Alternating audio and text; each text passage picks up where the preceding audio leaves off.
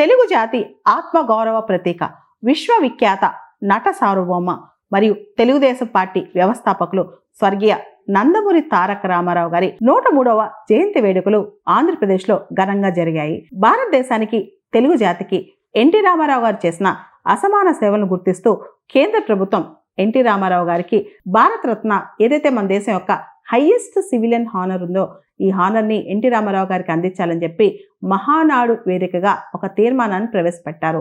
NT Ramarao గారికి భారతరత్న పురస్కారాన్ని ఇవ్వాలని చెప్పి చాలా మంది తెలుగువారు ఆశిస్తారు, కోరుకుంటారు. ఆయన తెలుగు జాతికి చేసిన సేవలు అజరామరం.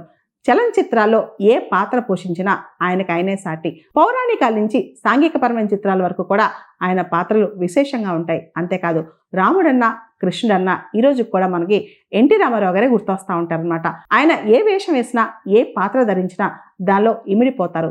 తెలుగుదేశం పార్టీ స్థాపించిన తర్వాత అతి కొద్ది మాసాల్లోనే అధికారంలోకి తీసుకొచ్చారు. అంతేకాదు, 2 రూపాయలకే కిలో బియ్యం పథకాన్ని తీసుకొచ్చి పేదవాళ్ల కడుపు నింపారు.